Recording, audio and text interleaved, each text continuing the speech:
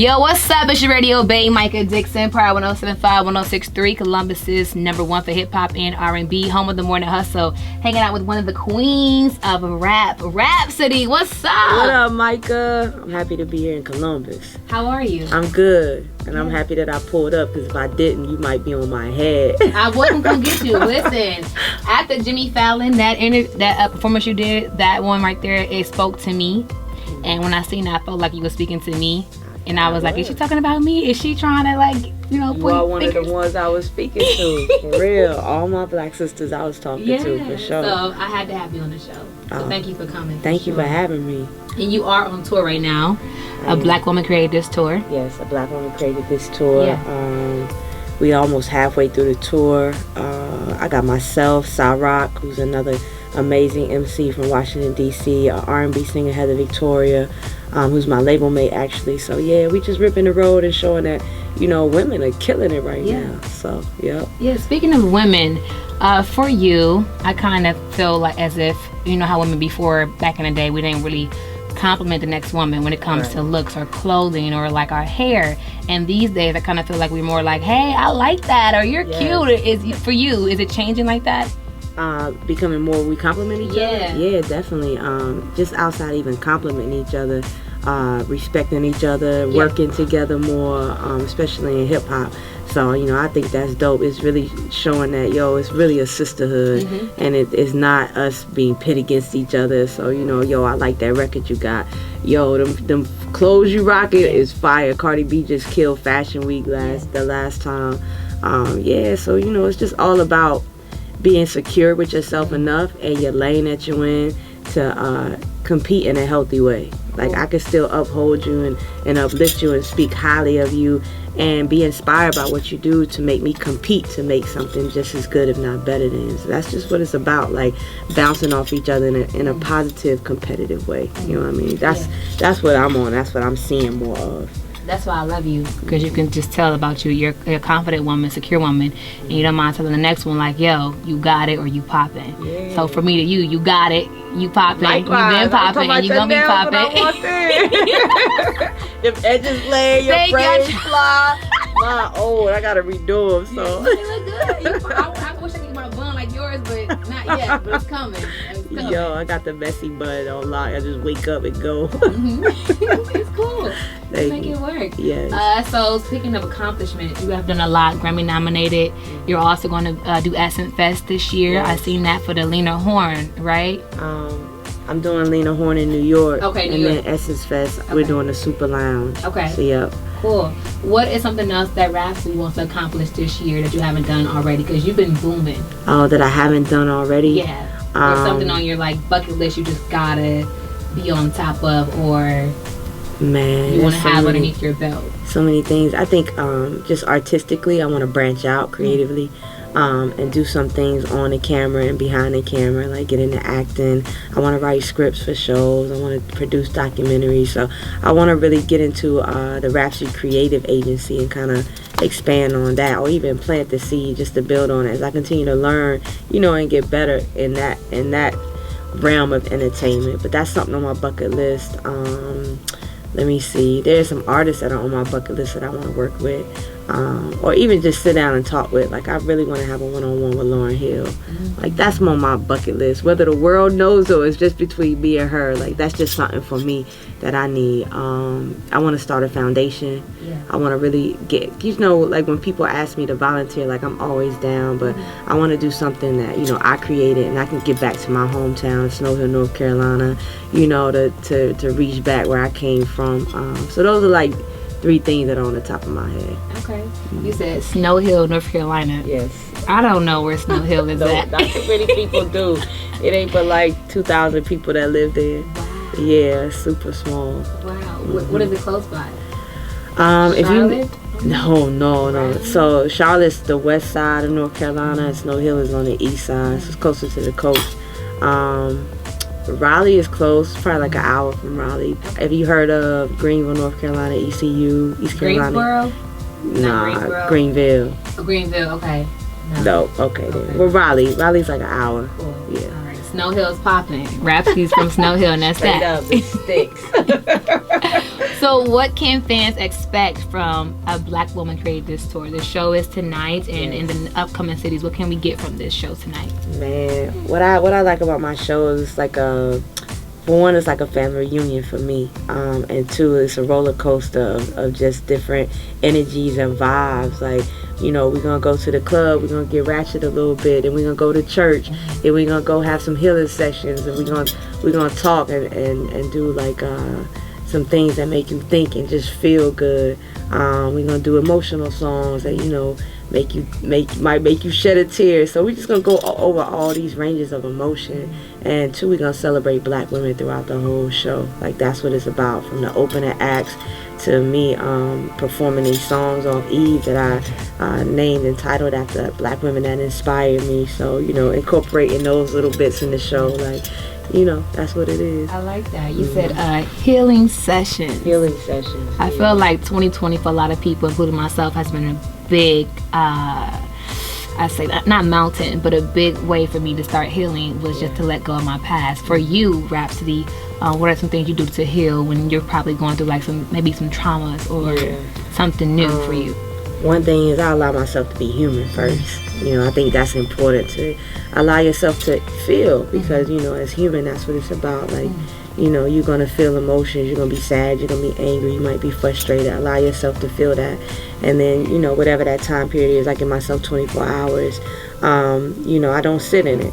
You know, I might meditate, I might go and read something that, you know, allows me to look at it from a different perspective. You know, and you know, I just try to focus on things that allow me to grow emotionally, intellectually, and just look at things from a different perspective that say it's okay to feel like this, but this is why you're feeling like this, and this is how to conquer it and control it. You know what I'm saying? Yeah, so those are the things. Address it. And then conquer it. Right. I like that. All right. So we lost somebody great this year. Yeah, man, a legend, icon. Yeah. Where were you when you heard about the death of Kobe Bryant? I was in New York in my hotel room. I was laying down. I was watching something. Or I was on the phone or something, and I got a text from Young Google, who sent me the TMZ article, and I read it, and I was like, bro, what is this? Like, I don't even understand. What is this?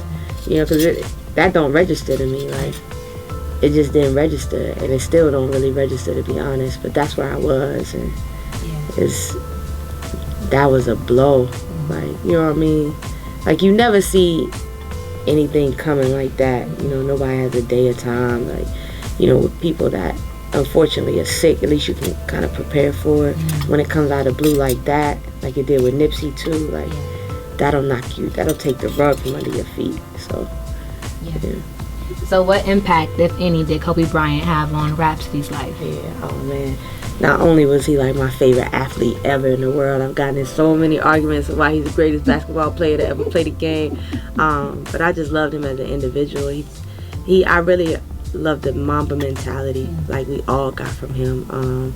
I grew up playing basketball, so you know what I learned just watching him find something that he was passionate about and loving, and how much he poured into it, and how much he taught us to, like, whatever you're passionate, you got to give to it, like you got to work at it. You know, and I applied that not only in basketball, but I was able to take that and apply it to everything in life, especially music. Like, yo, be the first one in the gym, be the last one to leave. Be the first one in the studio, be the last one to leave. Like, all of that. He also taught us, you know, even after, like, basketball, that there is something else, too, that we never stop learning, we never stop growing. To see him go from being a legend and one of the GOATs and Mount Rushmores to me in basketball, to win an Oscar, you know, in animation and film, like, that was dope to me. Like, it showed me, like, yo, we can be great at so many things. It's all in what we pour into ourselves. And two, like, you know, another level is to find balance in your life. To see what he did, like going from basketball and having that take up so much of his time, to being the father that he wanted to always be and always have the time for. It lets you know, like, man, life is short. So as much as you love doing what you do, but, you know, make some time for the people you love and find some balance in your life. You know, but all those things, like how to have a black heart, you know what I'm saying? Watching him on the court, that black heart he had, he was cold-blooded. It didn't care. He could miss 50 shots. It was short memories. Like, all right, I missed those 50 shots. I'm gonna make this next one. So in life, it's like no matter how many times you stumble, you fall, you fail, forget it. It's on to the next. You take what you did and you learn from it. Like if he missed the shot, the next one he might come and like, man, I missed that one. I gotta follow through more. I got a different rotation on the ball. If I do something and I don't hit a goal in music, I gotta analyze it. Like, all right, how do I change and do something different? Like, those are all things like you just learn from him watching basketball. Like, it's amazing. I could talk about this all No, day, you're fine. I'm receiving it from you, so yeah, you're pouring like, into me with that. He was just a different beast. Like, so you look at him and he'd be like, because I watch a lot of his interviews and things, and he'll say how he'll watch a network or a show about animals. And he'll learn that, a cheetah might run fast or jump faster based on the way he holds his tail. And he'll take that and be like, all right, bang. When I go in the game, I'm going to switch how I hold my foot at different angles when I'm up in the air to help me with my shot and my balance. Like, who thinks like that? Nobody. So, you know what I'm saying? So just listen to that. It's like, man, you are inspired by every single thing around you. Plants, animals, humans, like whatever it is. So, I mean, all of that, Kobe. I like that. You also spoke about balance. So you being Rapsody, who you are, what about, do you have balance when it comes to like your dating life or your friendships and music, and you're going to get into acting soon, so how do you find balance when it comes to juggling so many different things in your life? Man, I'm still trying to figure it out. Okay. I can't say that I've figured it out all the way. One thing I'm working on is being okay with taking time for myself. After this tour, I'm gonna take my first vacation. Like, I have never taken a vacation, never. What? Like a real vacation, never. So it's just like being okay with, like, it's okay, like to step out, water yourself, replenish yourself. Like, none of this is going anywhere.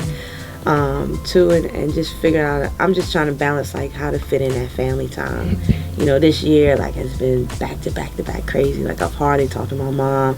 I used to go to all my nieces and nephews like game as much as I can, and just finding time to like, okay, I might can't go this time, but I'm gonna black out this day and make time, like this day is dedicated to you. Like, finding that balance. So I'm still working on figuring how that looks, and what things I could do and what things are okay to say, no, I can't do that, and not feel bad about it, because it's for a bigger purpose.